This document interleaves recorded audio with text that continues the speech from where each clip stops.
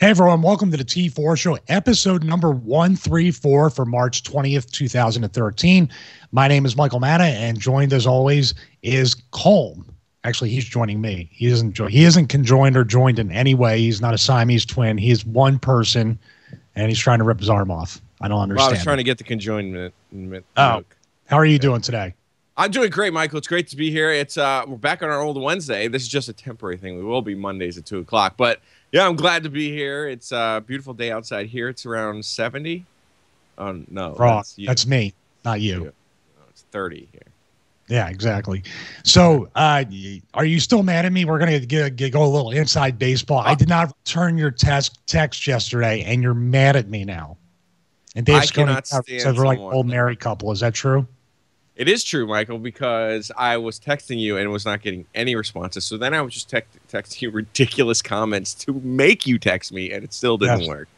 Well, that's because I was driving, and unfortunately, like most people don't do, I did not text and drive, so I was being safe. So I had a long drive to and from South Florida. That's why we rescheduled the show for Wednesday at noon today. So thank you to everyone for joining us. But we will go back to Mondays at 2 p.m. every week on gfq.com/live or even t4show.com/live. And this week, actually, Colm, that's your name, Colm. I have a stuttering problem now. This is great. In this week's episode, we're actually joined via video by Mr. GFQ himself, Andrew Zarin. Really? How are you? I'm here.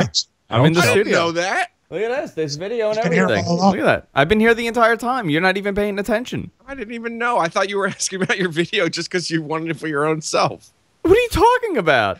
I thought you were worried about if your video was straight for yourself. I convinced him to join us. Andrew's feeling much better. He's been sick, but he's been producing the show ever since we came over to GFQ Network.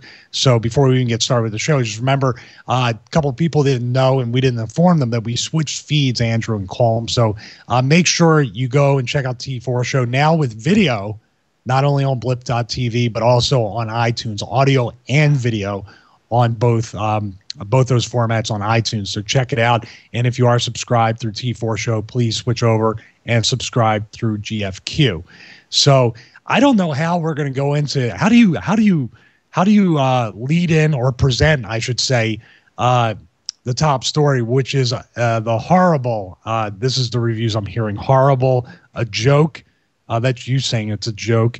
Also, Paul Thurrott on What the Tech is said it's quite possibly the stupidest thing that Samsung has ever done. We're talking about the Galaxy S4. Stupidest? I think it's the greatest thing ever released. No, not the device. The way they presented and they introduced the device. Oh, yes, I agree with that. Not the device. The device, that's what we're going to talk about in depth. But before we do that, what was your opinion on what they did and how they did the keynote, Colm? Then we'll get to Andrew after that.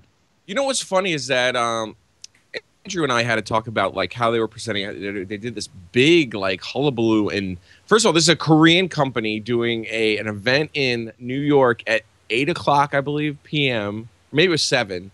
For when in Korea, it's like early in the morning. I really didn't understand that. And then it was a really big, like, what place was it at in New York? It was at Radio City. What was that? No, go ahead. Keep talking. Okay, it was Radio City. So it was this huge event. And then it was just sort of like they tried to do like an Apple type of thing, but it really didn't come across that way. Here's Michael. Michael's back. There you go. I'm back. Stop downloading. Who's downloading? Not me. Let's start it over again, I guess. No, you can. You know what? He actually Colm had a good point. He said that he just reviewed the actual presentation and how they did it. I don't understand why they even had like a Broadway style show. Michael, did you see that part? Yeah, I think the word that I want to use for it was painful. It was pretty painful. It was kind of done what I've seen, and you know, I can't get easily offended, obviously, with the things that I do for a living, but it just seemed painful, and it seemed to really be sexist in a lot of ways towards women and the way they use their phones and stuff like that. Maybe it could be accurate, I don't know, but I just felt very uncomfortable watching some of this stuff. Like, if it was purposely made bad or tongue-in-cheek, they even did a bad job of presenting it that way. I mean, it seemed to drag on forever. I mean, it's an incredible phone. It looks incredible. The specs are. They may not have changed the design, but it really seemed like they did not focus on what the device was, rather than just this Broadway show they were putting on. Michael, what did you think of all like the gimmicks that they've added to the phone, where they have like 500 different features and like the eye scrolling and the gesturing? What did you think of all that? Because I thought it's unnecessary. Oh, well, let's go to Calm, because Calm. Could you do me a favor? Could you go down a list and tell me what you like and what you don't like about it? Because they did add quite a few software and what Calm will say software enhancements to the S4. Now, these could first, before we even go into that, is this going to be available on the S3 and the Note 2? These software enhancements? No, that's going to be a Note 3 yeah, that's their next generation. This is basically like, here's what we got on our Samsung phones, and this is what moving forward. This is going to be the technologies you're going to get, I think. But I mean, all right, if you want me to go and like you said, the specs, 1080p screen. Obviously, this is going to be the standard moving forward. I don't know if anyone's seen the LG Optimus, I believe is the phone that had the first 1080p. I went and saw that, and seeing it is believing it. It's like the first time I saw Retina, even though Michael doesn't understand Retina because he thinks that's perfectly not needed on an iPad mini. But 1080p is the future, and it looks beautiful, so I'm excited about that. One thing I'm really upset about is that why overseas are they getting an octo-core phone, and here in the States we get a quad-core phone? That's a good point. I was just about to bring that up. Samsung seemed, at least with the Note 2, to make the processors uniform across the border, for the U.S. and even overseas. Why did they go back to this and have a quad core in the U.S. version and now octa core on the on the potential unlocked international version? Do you know why, Andrew? Yeah, it has to do with the fact that they are using a different LTE chipset in the European versions and in the Asian version. So I believe it has something to do with the battery life. Interesting. Yeah. Well, they improved the battery size. I believe it was a 2100 milliamp battery in the original S3, and now it's a 2600, which is still, in my opinion, it's better, but it's smaller than the Note 2, which is 3100 stock, but you can get a 3500. I'm actually surprised by that, Yeah. I think I've spoken to Michael about this off the air, and you too, Colm, about the battery technology that's implemented in these things and how backwards it is. Yeah. There's a big problem with inconsistency across the batteries. Like, you'll buy a 5-inch phone, like the S4. It's a 5-inch phone, and it's what did you say, 2600? Yeah, 2600. Okay, so it'll last 4 hours. Yeah, so it's not that big of a battery, but the Nexus 5 phone, which is rumored to have a 3100 milliamp battery in it. So I think there's a lot of inconsistencies.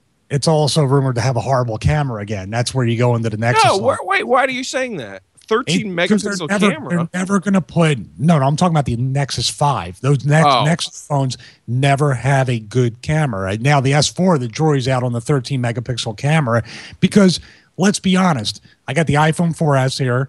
I'm always tempted by Android. I have a Note 2 next to me here, but for some reason, you could put a 100 megapixel camera in one of these Android or Windows phone devices, and for some reason, the sensor on the iPhone 4S, which just has an 8 megapixel camera, the pictures are always going to be better. Is it software related? Is it sensor related? It's sure not megapixel related. So I still go back to this. You still, Colm, have an iPhone 5 or 4S as your digital camera, correct? No, I do not anymore. Oh, actually, but I think it's software related, because I picked up, I don't know, was it Andrew that told me this? It was Camera Zoom for Android has really improved the quality of my pictures and video on that thing. And I think with this S4, even though it is, like you said, the megapixels don't matter, it is jumping to 13 megapixels, and they're going to use a lot of the technologies that they've done from those. I guess I can say it's a failure that just a Samsung camera that we've seen. They're bringing a lot of those technologies to this phone, and I think that's really going to. This might be the first Android phone that has that camera that competes. Yeah, I'm going to read off some more specs here. You mentioned the HD screen. It says 1080 by 1920 pixels, 5.0 inch screen, 441 ppi. That's the Retina display. Right. Gorilla Glass 3, TouchWiz UI. Also, this is very interesting. The internal storage is 16, 32, and 64 with expandable micro SD cards. So you can get theoretically a 128 gig phone if you order a 64 gig version. I think they realize that's amazing right there.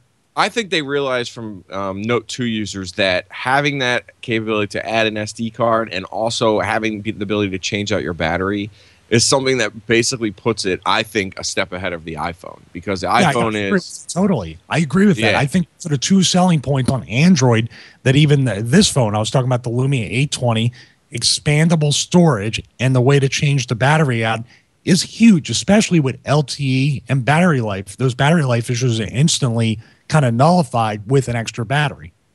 Right. No, I agree with you. I mean, the battery it's become such a huge thing in my life that having this Note 2 where I can just constantly swap in and out batteries has really just like changed everything. It's not where I'm looking at my phone going, oh my God, I'm in the orange. I need to get to a charger, especially. And it's going to be really stress test this weekend because I'm going to be at PAX, and that's where usually my phone is dead by 3 o'clock. And then I'm basically sitting in the media room, like huddled with like 20 other people. Like I'm at like some seance, and we're all like wanting to get power. So I got an interesting use case for you. Remember when we did the iPads last year with the iRig? The iRig software is now available on Android, so you'll be able to use it with your Note 2 and maybe do the video interviews with the Note 2 and the iRig mic. I would test it out this week before you leave for PAX. Oh my, you just blew my mind, because listen to this, Michael. I plugged the iRig mic into my iPad 3 and it did not record audio again. And I don't know if that has to do with iOS 6, but I think it does. There's been no answer on IK Multimedia's part on that too, and that was our accessory last year to go to. So I would try testing out the Note 2 for PAX East. Now that it's out for Android, the iRig mic recorder and all that stuff. It's pretty interesting, and I'm going to go through some more specs here. Obviously, expandable storage. I still stick on the fact, now the 1.2 Android version 4.2.2, it comes with it, but Google I/O is not far after this, where we assume they're going to announce Keyline Pi. I think that's the name of the next Android operating system. I don't understand if it was octa-core all the way across the board and the battery life was just poor. I could forgive it a little bit more, because at least I know for the next year or so, maybe 2 years, this phone is still very, very powerful. And the Galaxy S3 is no slouch either. Here's another point about the S3 that I just saw on Radio Shack's site. It's dropped to $49.99. So if someone wants a very affordable and very powerful phone, they may want to go with the S3. Oh, guarantee. I think that has the best footprint for a regular daily driver type phone for any person, especially like I showed it to my wife, and I go, look at this, and she holds it. She goes, this is such a great phone. But then she goes, can I get it to run iOS on it? And that's where we have a problem. What to tell her? I said, yeah, right. Well, I thought you were going to say yes and then have her buy the phone and then you keep it. Stop telling people what I really do, Michael. This is supposed to be a secret. What if she's watching? She's home today. She's sick. I'm sorry. Okay. No, she did buy it. Okay. No, so here, let's just go with this. Galaxy S4, is this something that would make you want to upgrade from your Nexus 4? And Android, is this the Android phone that may make you want to use it as a daily driver? You have a Note 2 right now. What are we looking at? Where's the S4 fit in someone that wants an Android phone's lifestyle? I have a Note 2, and my everyday phone is a Nexus Galaxy Nexus from Verizon. So it's a 2-year-old phone, and I use this every day. The problem that I have with the S4 is all the Samsung stuff. I don't like the Samsung UI. I don't like the add-ons that they put on the phone. I would rather have a pure Google experience with my Android phone. I'm not too crazy about any of the features that they're putting on there. I think it's the same as what happened to the PC world in the late 90s with all this bloatware that they're putting on the phone and all the on the computer, I should say. And it's nearly parallel. The entire Android market and the PC market are exactly where they were, 10 years ago for the PC market is now where the Android is at. I don't like those add-ons. I would rather have a pure experience. So for me, I'm going to wait for the Nexus 5. Wow. Yeah. Sorry, Colin. I see and I like you love the it. Samsung. Yeah. Why? I like. What do you like? You know what? I love the little what is that? The slider drawer thing in Samsung. I think is a better layout than vanilla Android. I think it just looks better to me. I think, well, of course, the S Pen capabilities, which obviously that comes with. I don't know. It feels. I think the main reason, and I've heard a ton of Android podcasts talk about this. I think the main reason that Samsung's TouchWiz works for me, and I think I can speak for Mike on this, is that we came from iOS, and it's the easiest transition from iOS. I really do think that. I would say, and I spilled my drink all over the place, so if you lose me, that's why. All right. Yeah, I would say that anyone coming to, I've seen it, at least 80 to 90% of the people I know who have Galaxy S3s came from iOS. It's the closest thing. There's a reason why that lawsuit is still going on with Apple and Samsung, is because it just really mirrors iOS in a lot of different ways and has surpassed it with some of the stuff, depending upon the way you look at it. I mean, the S Health, the other things they used to be apps and could still be apps on your S3 or your Galaxy Nexus or even your Note 2, you can add those, but they're built in with the S4. Now, are we going to talk about fragmentation within Samsung devices now? Because you said, Colm, at the top, that a lot of these features are not going to be carried over to the Note 2 and the S3. Now, is that is that for 100% for fact that's not going to? I really don't think. I mean, because we've seen just a perfect example is multi-window that we have now on the Note 2. That is only on the Note 2. That is not on the S3. So it's not. I haven't seen when they make Samsung seems like when they make these features on a phone, they seem to carry over to that next phone, and then the next phone has new features, and then those new features become the standard. So, and then everyone's talking about, and we haven't brought it up yet, is the whole moving through pages with just your finger, which we sort of can do right now with the S Pen. The S Pen, if you get close and hover and do that, you can change pages, but the way that they're talking about having it where you don't even have to touch the glass, and then they're even saying you can use your eyes, which no video online has shown that works successfully. So I don't even know why they threw it in there. But again, I mean, doesn't that smell of just, let's just add all these weird things to kind of separate us from everybody, and we don't even know if it's going to be a great experience? Well, yeah, right. That's the thing. It actually, they've been accused of what iPhone did, or I should say Apple did with the iPhone 5, was just really kind of adding just enough to make your S3, make you want to be tempted to go from the S3 to the S4, but not really any hardware features as far as changing in the design, making more durable stuff than the plastic casing. They really did exactly what Apple did with the iPhone 5 that make me and Colm say, I'm still got a 4S. Like I said, I'm not really looking to upgrade to the 5 anytime soon, because it's just it's more of a incremental evolution instead of a revolution. And I think the S4 did that as well. Another point I want to make, or maybe a question to you guys, is do you think, because I think this way, I think they should have released the phone like that night at midnight for pre-orders or even the next day, because when people have time to think about it like we do, they sort of tend to err on the side of caution instead of saying, I got to have it and ordering it that night and getting it delivered in a couple days. They really, I think, should have had it ready to go right there after the event. I'm sorry. Really? What do you guys think? I do. I don't know about that, because it seems like, and I don't know if this, how Apple used to release their phones around that same time period that this is rumored. I believe it's April 26th is when it'll be available. And that was sort of around the same time that we got the new iPhone, and now they've sort of like adopted that. So I think around that time, I think you got to announce it. You got to let people think about it, and then of course they're going to do tons of promotion. So I don't agree with that. Really, you want right after? Yeah, I want the Apple deal where they just they'll announce it at the whatever event that they're having, and they'll say pre-orders are available at midnight, or pre-orders are going to be available, in a couple days or next week, and then you do the pre-order and it arrives within a week. They have to get the impulse buy, and that's why Apple has been so successful. Every event that they've had, they've announced some sort of date for an unveiling. Right. These companies aren't doing that. They're they're saying, oh well, it's going to be sometime in April. It's going to be whenever we get the FCC approval. We haven't gotten FCC approval yet. Well, that right there, FCC could turn around and say, no, we're not going to approve you. And we don't even have a price on the phone either. We assume it's going to be $199 or $299. I would assume $199 because the Note 3 is probably going to be in line with the Note 2 and be $299 with a contract. I think I think it would create so much more buzz and have people running into their computers if they say, hey, it's available, at midnight tonight, or it's available right now. See it, go get them. And that's the end of the presentation. How crazy would that be?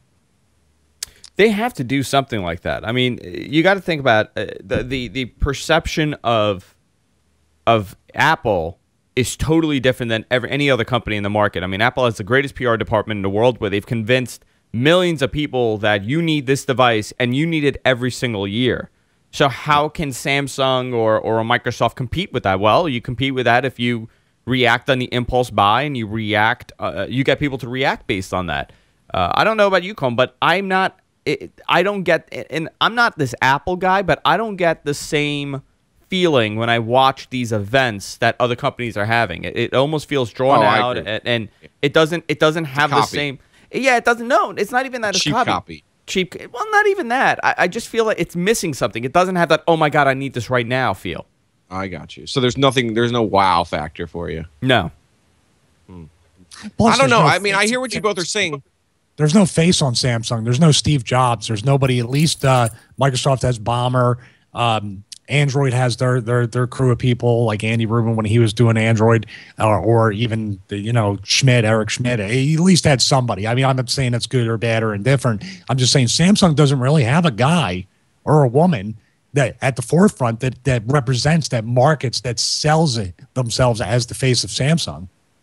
So there's no human element that you can. Basically. Well, it would add something besides having those people up on stage that kind of like stereotype every single user of a Samsung device. If you think the thing that doesn't make sense to me though is that I hear all these stats about how like the Samsung is like the #2 cell phone and Android is like everywhere, but every time I'm out in public, I constantly just see iPhones everywhere. So maybe it's just where the area I live in, but I don't see people with Android phones. Market saturation. That's all it comes down to. I mean, you're talking about, Samsung is saying that they're the #1 Android maker in the world, and Android is, 60% of the entire market, but it has to. But look at all these lower end phones that, older people are buying. Right. I mean, when people are going in there and they see a smartphone for $99, or they see a smartphone for $79 or even free, you know what it is? It's most of the time it's a Samsung smartphone that's running an old version of Android. And that's how you get market saturation. So they're doing that the right way, but when it comes to the high-end phone, they're not beating Apple. Is what you're saying. All about numbers right now. It's not about quality. It's about numbers. And once they saturate the market, to me, it's not about the quality of the device. It's about the saturation and the numbers and saying, well, look, we have 90% of the market, which will be a reality one day for Android. Right. Well, speaking of competition, I'm looking at our next story here, Andrew and Colm, and Redbox Instant has come to the Xbox Live dashboard in direct competition with Netflix. I don't know how much they're going to be able to compete with Netflix, but I'm browsing right now at redboxinstant.com, and some of the details that I'm looking at, too, about Redbox Instant. I'm going to bring up the details here. Basically, it's $8 a month for streaming plus 4 DVDs per month. So you can go to the kiosk. It's sort of like the Blockbuster thing you used to have with some streaming, and then go to Blockbusters to rent and return. So you get 4. And also, if you want to do Blu-rays, I believe it goes up to, $9 a month, Colm? So yes, correct. Looks pretty good, pretty attractive for what they have. Redbox is one of my go-tos for video games. You go there a lot for your new games too. And if I really need to see a Blu-ray or a movie, I just happen to be passing by the supermarket, I look at Redbox to see if they have something available. You're in the beta. I didn't know you were in the beta, Colm. I know, because I've been in the alpha, actually. I've been under an NDA, but now I believe I can talk about it since it's so we out. have secrets. You have secrets now. I have secrets. I've been a Redbox Instant user since October, Michael. How about that? I've had the iPad app, and I absolutely love it. I mean, yes, it does not have. First of all, it does not have the library that Netflix has. I mean, that's right now. That's where we're at. Obviously, it's going to get better. But the reason why I love it, and Michael brought it up, is that I love that I have the streaming when I want, but I'm able to go to Redboxes, which are pretty much everywhere I live now, and I'm getting games. And those 4 credits means I can either get 1 game for 4 nights or 4 different games each night. So I got the new God of War. It's great. I love it. So that's just not for movies. This subscription carries over the games. So it just gives you credits, and you can use those credits how you want. Wait a minute, that really blows my mind, because now what you have is a converged type of Netflix GameFly subscription. Exactly, and that's why I love it. And you know what's crazy is that they're not promoting it that way. I would never have known. There's nothing on RedboxInstant.com that tells me, hey, get a game or a movie, because this is something that I'm going to do right after we get off the air. I'm going to subscribe to it, do the 1 month free subscription trial. Andrew, you should get these guys on. Oh, you have Netflix. That's right. Sorry. I was going to say we should get them as a sponsor, but I don't know if that's possible. But Netflix has a great library. Yes, maybe one day. All right. I mean, it's very similar to Netflix. I mean, it's the same. Everyone knows how to stream movies now. And now with this, what's interesting to me is that this Xbox app came out. So obviously, I don't know what's going on there. I guess Netflix didn't sign any competing thing, and they're able to just bring anyone on their system. But I'm putting up my hands for Stop the Presses, because I don't think we don't have to talk about the Netflix or the movie part, because that's sort of that's like when we have our Amazon Prime memberships, we get the Amazon Instant Videos as a perk with that. I really believe the value for $8 a month, if you're just going to rent games and not have to worry about bringing them back the next day for $2 a day or whatever, even if you keep one game for a month and play it. Oh, whoa, Michael. What? It's not like that. You have credits. Oh, okay. So you only get 4 credits, so you only really get 4 free nights, is what it is. Oh, okay. Well, thanks for clearing that up, because I thought it was like the GameFly with the. Okay, but if I wanted to keep a game and just try it out or rent it for a couple of days, I get to do that twice. So as long as I have to eat up to 4 days. Yes. In the month. It asks you too when you return it. Do you want to apply your credits to this? You don't have to. Like, you can determine when you want to use it. Now, I hope that is really what's going on, and maybe just because I've been in the beta that I have that. So, I mean, it's weird that they don't even mention that in this story that you showed me. So you think that may not be a part of what we're talking about now? That might have been just something they were testing out with the alpha and the beta people. I mean, I've had it till today. I mean, I went the other day and did it, and it starts every first of every month is when you get 4 new credits. Yeah, but they just announced it today or yesterday, so it's sort of new. Oh, right. I keep forgetting. I'm in a different world than everyone else. You are in a different world, so I don't know. I mean, I'll probably just try for a month and see if I can get a game and see if there's credits involved with it. Anyway, that's just another step. That's another thing for me that points me in the direction of keeping my Xbox and staying in the Xbox ecosystem. So, and puts it one step closer to being a set-top box. So I'm pretty happy about that. I thought, Michael, that they would do something like, well, if you're a Verizon Fios customer and you have on demand and you have a DVR, this is in for free. You get it for free. Yeah, that's how it should be. But I really thought that's what they would do, or they would replace their on demand service currently with a Redbox branded on demand. Oh, that's a good idea. You're right, because when I Google it, it says right at the top of the results that it's Redbox Instant brought to you by Verizon. So, I mean, it kind of makes sense for them to do that, right? And Verizon is slowly moving onto a different format as far as cable goes. It was announced yesterday that they're going to a la carte service where they're going to allow the customers to pick and choose what channels they want.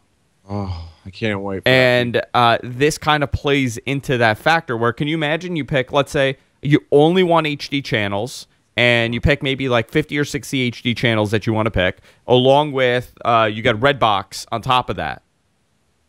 I mean, that's great. I would be more than happy to do that.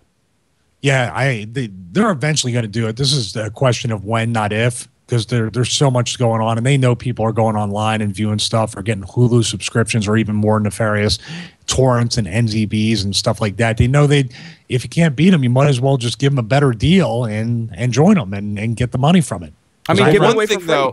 One mean, thing though is Netflix has original content right now, and that is like just like right now we're creating original content. Netflix has those. They have Arrested Development coming. They just had House of Cards, and that's what's separating them from this Redbox. So you have to make your original content, or you're just a provider, and then we'll see what happens. I think with Netflix, I think Michael's going to say the same thing. Go ahead, Michael. Netflix started like that, and they just had to get the original content to compete with the people. They were trying to appease the people that cut cable and said we want people to stay here. So I just feel like it's the next logical. If Verizon Fios acquires Redbox Instant, which it looks like they have, right? It looks like Verizon is, or if they're partnered with them in some way, then eventually they have enough money to maybe open up a studio and start their own series, or maybe just pick it up. I don't know. It's the beginning of a much better time for people that want to stream stuff for content and stuff. I'm looking right now at this. All right, you go to obviously I'll go to the Dark Knight here. You can rent it, you can buy it. I'm looking at Redbox Instant. I think I can watch it right here on my computer if I choose to for $2.99. Yeah. That's pretty cool. That's something that Netflix doesn't offer, that you can rent in an iTunes or an Amazon type fashion and watch it right there on your computer. How do you guys feel though about like the look? Like like, do you really, if you looked at the two, it's really hard to tell which is Netflix and which is Verizon if you took the logos away. I don't get that. No, you guys don't see that? Or? I'm trying to pull it back up. Okay. I guess common branding. You know, you a lot of companies. That's an old school way of doing launching a product. Seems cheap though. Kind of. I mean, I could kind of see it. I also think it's also based on the fact that all the Xbox apps look the same. True. You know, that also plays a big factor. The Verizon Fios app looks identical to this, along with the Netflix app and the Hulu app. True. And you love that look, as you talked about with your Windows phone. I do. I do like the uniform look. Nice. All right, so yeah, Batman, we're looking up all the Batman movies, which Begins is watched now. I like the fact that I know that I can watch it now or get it at kiosk and just reserve it there at my local kiosk and go get it. I like that about Redbox too, that I can just go grab it whenever I want to, and they'll know if it's in stock or not and where I can pick it up. It's a pretty tight service from when I used it. It's pretty cool. The only other thing that I'm worried about, though, here is, and this is not a story that we're talking about, so I didn't give you a link, Andrew, but CBS has just released their own streaming app, which will stream their original content. And the only negative of it is you're a week behind what's shown on TV. So that's how they're differentiating how you're getting, is that you're just a week behind, but you're getting full episodes. So do you see like more of those networks being like, why am I going to be part of a Netflix or a Verizon when I can just have my own, like an HBO or a CBS? And now I read the other day that ABC is now developing this type of app.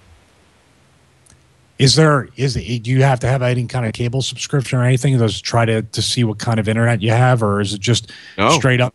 I know they have commercials on it, so they are making some money off the streaming. Right. It's not just streaming episodes with no commercials, right? There are commercials. Correct. It is basically the feed you would see on TV just a week later. I don't mind that at all. I'm usually 2 or 3 episodes behind, so if I can catch Person of Interest and wait a couple weeks and then watch it like I do at Netflix for certain shows and watch 2 episodes in a row, that's not such a bad deal. Do they have replays or reruns, or do they keep things archived up there, or is it just up there for a certain time and it's gone? From what I saw, like I went to, what is that CBS? I went to Person of Interest. And I looked, and it had all of season 1 and up to season 2. So, I mean, it looks like you can watch whatever you want. But like I said, you're forced to watch commercials. And I think if you're forced to watch commercials and each one has, I think it's very nice. And then you're really doing like that whole a la carte thing, because you're going to only have the channels you want on, say, your iPad or your Apple TV or whatever. But there's still there's no streaming to the TV. Correct. Yeah. That's the difference right there. Yeah, Bright House, my cable company, all the cable apps, I wish they would AirPlay it, because I don't have cable up in my bedroom. I do have an Apple TV, but I'm forced. Not that I'm forced. It's not such a bad deal. I can watch my cable channels on my iPad or even an Android device, but I can't AirPlay it to a television. So that's the only negative. It's no big deal.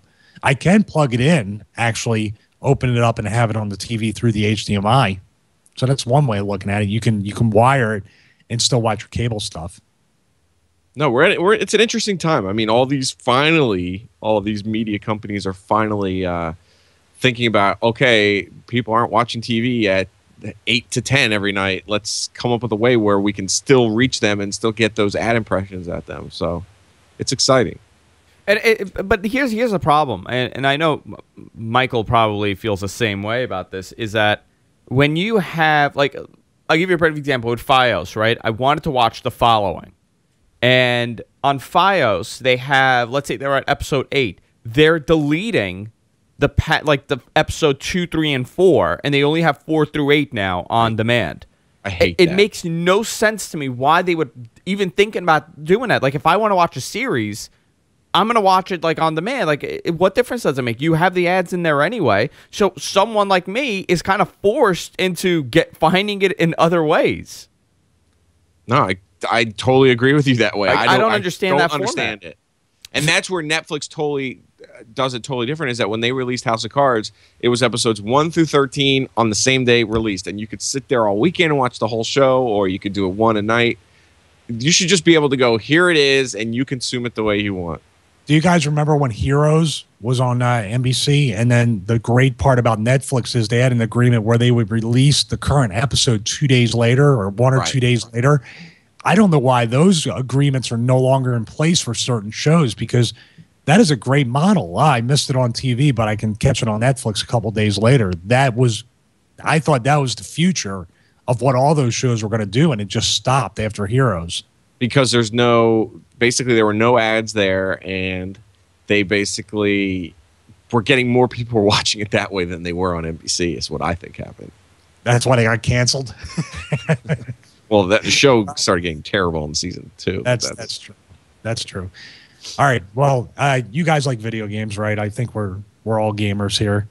How come you, Andrew, and you, Colm, have not purchased the G155 gaming environment? I figured something like that, especially for you on the PAX East, Colm, you would want something like this. And for those of you who don't know what it is, basically, I remember when I used to carry a DVD player around with my original Xbox and have all these mess of AV cables trying to plug it in and play it on a 6 or a 7-inch DVD screen, which, by the way, Madden does not look great on a 7-inch, like, old school LCD screen through AV. I'm not HDMI, not component, but old school 3-prong HDMIs, or no, I mean AV cables, the red, the white, and the yellow. It was great for the time, but it was terrible. Well, about a year or two ago, maybe 2 years ago, I picked up it's called Games, GAEMS, G155 portable gaming environment. The thing that's great about this is it's not only a case for your Xbox, your cables, and also your controller, but it's also a 15-inch HD 720p display with built-in speakers and also 2 built-in headphone jacks. So if we're playing Madden, Colm or Andrew, we can both plug in and listen to the sound through our headphones, or we can use the speakers, which are very high-quality speakers.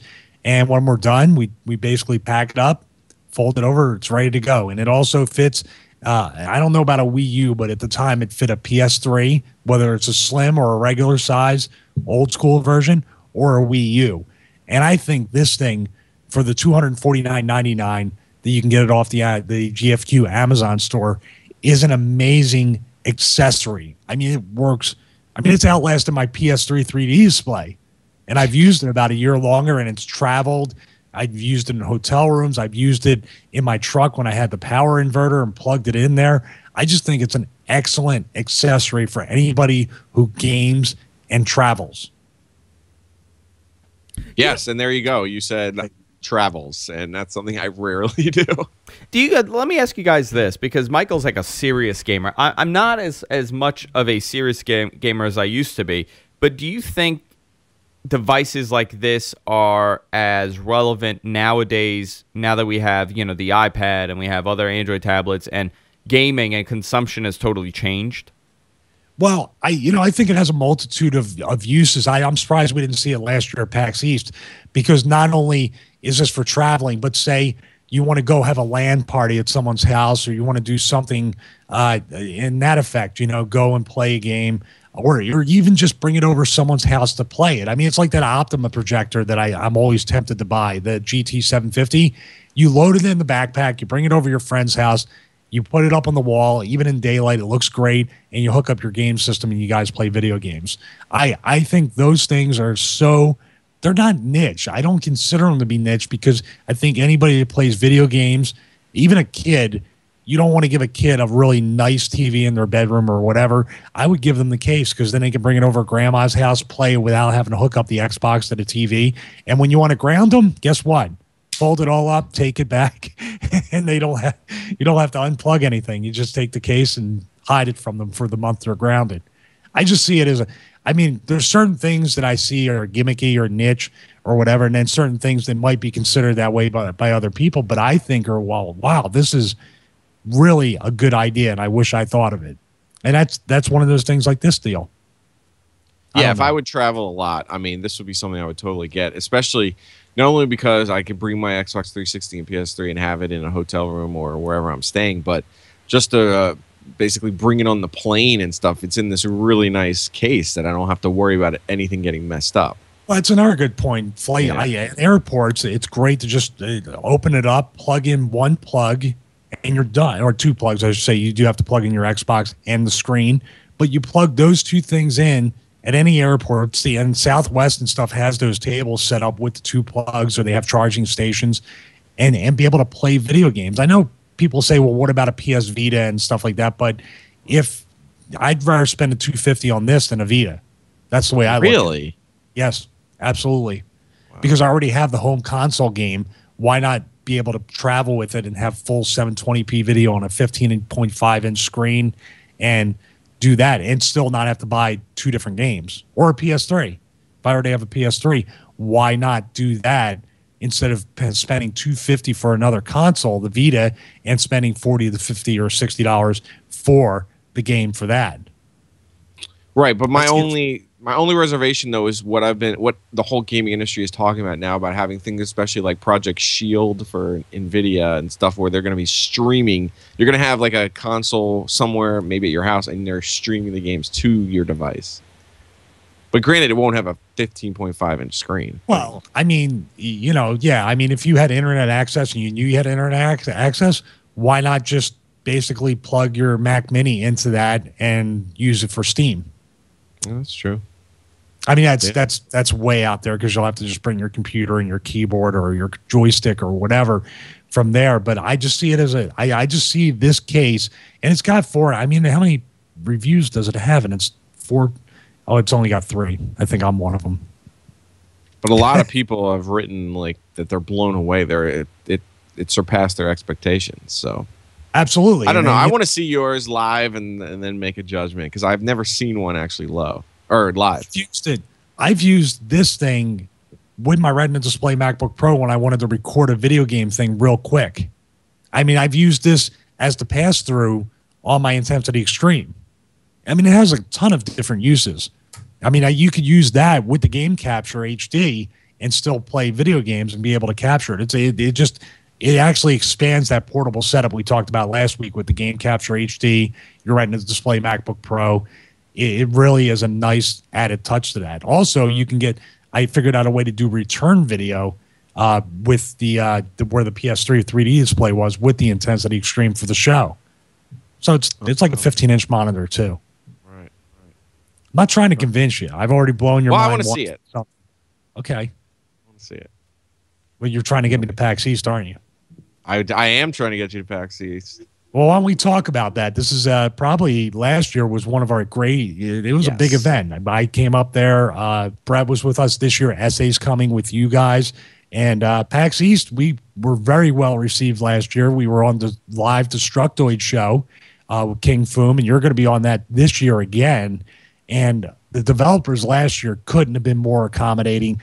We got a video up on YouTube, Andrew, for Mortal Kombat, and the developer played the game with us for like 25 minutes. Yeah, it was amazing. So, are you looking forward to this year? Are you more excited, or you don't seem to be as excited this year about PAX as you were last year. Why? I mean, it's funny to say. I mean, this will now be. I went to PAX East last year. I went to PAX Prime in Seattle this past August, and now I'm going to PAX again in East. It's almost like I'm burned out from it because I always thought and Andrew showing the video that you were talking about, but the PAX is a gamers event. It is for the gamers. You get to meet a lot of people like-minded that love games, but it's not only video games. There's tabletop games, RPG type games. But you know what? I love this time of year. I get to go hang out with friends. It's a 3-day event in Boston, and I love Boston. I think it's a great city. But you know what? It's a little weird this year because, of course, we already have the PS4 announced. We already have rumors of the new Xbox. So it's sort of like you're going to see a lot of those titles that, like The Last of Us. I'm blanking on the other names of big games coming out. But you're going to see those the end of generation games. They're going to be pushing hard. And they're not really going to tell us a lot about the next-gen consoles because they're pretty much waiting for the big E3 event where all the business people are there and they can show them all the different things that are coming. So this event sort of, I don't know. I know a lot of people that aren't going this year, but still there are a lot of announcements, and we're only going to cover this year. We're going to focus on the indie showcase. So I'm going to definitely go around all the indie booths and try to get as many interviews there. But then on the other side is that I'm only going to do the interviews with those big game companies. So we've got a great appointment with Square Enix. So if you guys have any questions that you want me to ask them for Square Enix, let me know. And we're also going to see the new Metro Last Light, and we got it exclusive for Saints Row the 4th, which just got announced a couple days ago. But the big thing that I'm really looking forward to, and it's weird that a lot of companies have been contacting us, is this whole notion of cloud-based gaming. I've gotten a ton of emails from different companies that are asking how you want to handle your gaming profile, your achievements, or your game saves. It's other ways not only that you'll be able to save your games and almost like back them up so you never have to worry about losing them, because apparently in this day and age with gaming, that's something that if you have your game tag on a USB stick, it could go in and get erased and then you lose everything. So I'm going to do a lot of investigation on that because it seems like this cloud-based gaming thing is getting pretty hot. That happened to me. My thumb drive went, and I needed to start over. I recovered my gamer tag, but I lost all my saves, including Batman Arkham City when I beat the game. I lost it. Really? Wow. So I was switching. Well, you were the one to convince me to use a memory card. Oh, it's my fault now. Is that what it is? Actually, it is. Do you think, you're sort of talking about these things, but do you think this is sort of a lame duck conference because of everything that's coming at E3, that they're just kind of, well, we got to do this one and we'll announce whatever we can, but do you see it being a I think for the big companies, yes. I think for the big companies, I think maybe they might be going through the motions, unless you're a developer that has a game, like I said, The Last of Us, which is coming out on PS3, which I'm super excited for. But so they're going to have their staff and everyone's there is going to be excited. But like those other games that they know, like they have to send people out, but they're not super excited because they're not showing you the latest and greatest stuff. I mean, there's this game that was shown at a conference called Watch Dogs, which everyone said it's next gen. So then I contacted Ubisoft, which is making it, and asked them, are they going to do anything on Watch Dogs? Because that's all I want to see, because I know it's going to be on the next gen. They're like, no, we're not going to have anyone from that game there. So it's like, okay, so I know this stuff is coming out, but I'm at the wrong time at the wrong place for it. So, and another thing that's hurting this conference is that GDC, which is the Game Developers Conference, is this coming Monday. So not only are a lot of people going to have to fly out to Boston, but then on Sunday they're going to have to immediately get on a plane and then do another conference the next week. So it's weird with the timing, but you know what? The best thing about it is meeting gamers, the community of gamers, and also all the indie showcase, because those indie games start off there. And I've seen so many indie games, like a game like Bastion, which was so small and no one really saw it was a little booth, and now it's this huge mega game, and now they're already working on their second game. So that's the type of stuff I'm looking for there. Nice. Are you going up there, Andrew? You got to take my place? I would have gone if you were going. If I was going? Yeah. If Michael was going, I would have been there. No, I'm not. Well, I'm not good enough. I see you all the time. Plane tickets were pretty expensive, and like Colm said, it just seems like last year was first time going, and it just seemed like so much was going on. I don't know why last year seemed so much better than this year. Maybe because, like you said, the PS4, they're preparing for the next Xbox. Maybe E3 would have been better, but I like PAX. PAX is like sort of like, what did I say? PAX is sort of like Macworld compared to E3, which is like CES. There's too much sensory overload. PAX East was just, we got to really take in what was going on around us and interact. And I don't feel like E3 gives you the same experience. Well, also too, this, and you're not even going to believe this, Michael, is the show floor is bigger this year by another quarter. Oh, wow. So it's even bigger, but it feels like there's not that much excitement. I mean, the way I'm also judging this is like when you get on a press list for one of these conventions, they immediately take your email and give it to every single person. So you get all these emails saying, hey, do you want to come stop by our booth? And it seemed like last year it was like every day I was getting 10 of those, and it was just all the big names. And this year it's like I get maybe 1 or 2. And then this week, like 2 days before the event, I'm just getting like a ton. So it's, I don't know what is going on there, but I'll know more when I'm there. And if you are there, come over, say hello to me. And if you have any questions or anything you want me to see, let us know on Twitter. Yeah, do us a favor if you could, because last year it was a real problem. Just shower. What? What was wrong with that? No, I'm talking about everybody else that was there. Oh. Most people there stunk, man. They had bad hygiene. I'm sorry, Andrew and me have talked about it too. I'm not About who? Me or the people? No, the people. What? You were drunk. You were showering yourself with alcohol. I'm talking It's about not the a people true that story. were there.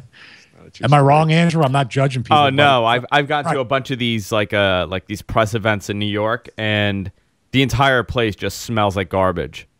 What? It's not. It smells like No, it does. It does. entertainment. Yeah, Colm, No. we're gonna get in trouble with everybody there. Colm said you all stink at PAX East. That's and you're not bunch a of true- assholes. How about PAX West? How was that? Yeah. The funny thing is, PAX West. There's if you have a are like problem with what we're saying, talk to Colm. If you have a problem with what we're saying, you stinky tech geeks, talk to Colm. There you go. You Michael stinky Manna. gamers. no, but if you're debating which one to go to, PAX East or PAX Prime, I've been to both, and I can say there's no difference between the two. I really don't think it used to be that way where PAX Prime was better. It's not that way anymore. Colm hates all of you. If you have a problem, go up and What punch him. are you talking about, Mike? Are you gonna come? Nothing. Huh? Are you gonna come? No, I'm not. No, you're on your own. They aren't going to I do leave anything tomorrow. They aren't going to do anything to me anyway. I'll say it right to their face. They all stink. They have BO. There we go. And I'm in the gym with sweaty people. That's right, Dave Ciccone. I'm in the gym with people that sweat and actually work out, and they smell better than most of the people at these conferences. Well, I'll be playing Munchkin with all of them. You love the hate mail. You told me that. I love the hate mail. I do love it. So I'm a culmination@gmail.com. I like There you being a go. heel, Michael. Hello? I'm here. All right. Well, that's all I had to say about it. Yeah. And Colm said all your girlfriends are ugly too at I PAX didn't East. say anything about He did anyone's say that. girlfriend. He did say What that. do you mean, Andrew? He What told do me you that. his side? I don't like Chinese people. That's what he said What's too. wrong with the Chinese people? So racist, Colm. Makes fun of Chinny Chong from Roswell. He hates her. Makes I'll fun be of seeing all the her time. and say hello to you. She will. I'm going to send the link to the show to Chinny, as a matter of fact. Sorry. And I want to send a shout out. Jeff Farina just sent me an email. I don't know what he sent, but I'd like to thank him because he is one of the tech people that shower and he has good hygiene. I appreciate Well, it. hopefully I'll be getting a beer with him. How about that? Okay. That's a shock. So catch Colm at PAX East. And like I said, Catch Cole with his hate brigade. Exactly. Actually, I can't wait till Brett's there and people are coming up yelling at you. It's going to be great. I don't know about you, Colm, but I smell like an angel. Great. It's getting uncomfortable. It is getting a It little is getting uncomfortable. I'm sorry I even started it. So we have nothing else to talk about, but PAX East should be interesting. You'll have some interviews and seriously try the iRig mic with your Note 2. I will. No, that's what I'm going to test out today because today I have Yeah, to start that packing and would get be everything ready. And next week Yeah. we will have hopefully still Netflix and Audible as sponsors. Maybe. Who knows? I may have ruined that. Oh, no, well. we were talking about the original content, which Redbox Yes, does not have. Very much better. Okay, so you can follow me at Michael Manna. We're still trying to figure out how to close this show off. I sort of took us off track because I really feel like it needed to be addressed what Colm said about the stinky people, pasties, the stinky gamers, and the people that just smell bad in general. But we got that out of the way. We're all good. You handle them. Have fun, Colm, handling them. Who's worse, Michael? Is it the PAX East attendees or people who attend wrestling events? Who smells worse? People that attend wrestling events. There you go. I don't care. There you go. There you go. So this segment has been sponsored by Febreze, and hopefully there'll be a sponsor show next week. And the Glade plugin, Michael. Talk about the new Glade plugin with Hawaiian Tropical Breeze. If I could plug that into a person, I would. A few people. All right, we actually jumped the shark in the middle of the show, so that's good. So you can follow me at Michael Manning. You can send all the wrestling hate mail to me at t4show@gmail.com. All the gamers and geeks that Colm hates, you can actually tweet him at Culmination and also send emails to culmination@gmail.com. Andrew is the one that brought us on the GFQ. He might be sorry right this second. But no, I love this stuff. It's fun. It's follow him in. You guys have a lot of fun when you're doing a show. I don't like that I'm going to report the news and that's it. I like the personality, so it's always a lot of fun to listen. And we are talking conspiracy theories soon with me, Andrew, and Paul Thurrott. But there's no conspiracy theory. These people at the game conferences really smell bad. That's an honest. God, your conspiracies. I'd love to be on that show and tell you how you all are crazy. We have actually three of us have come to the conclusion that Building 7 was brought down because it stored every copy of Windows ME in existence. So there was a logical reason for it. And some people might say that's still too soon to make that kind of joke, so I won't comment on that. I saw it all happen. I'm allowed. Okay, there's your disclaimer. That's my disclaimer. Okay, so we will be back next week, and it'll probably be a PAX East special, sort of. Yeah, I'm going to talk about it, and I just got a reply that Dark Horse Comics will be meeting with us on Friday, so that's great news too. So and the behind the counter guys are giving you questions to ask them, right? Great. Yeah. So look at that. Look at cross promotion. Nice. All right, so we'll be back with regular time next Monday, 2 p.m. for episode number 135. We have to figure out a name for this one. I have a few ideas. But for now, for everybody here at the T4 Show, thank you and best of luck on all your future hygiene endeavors.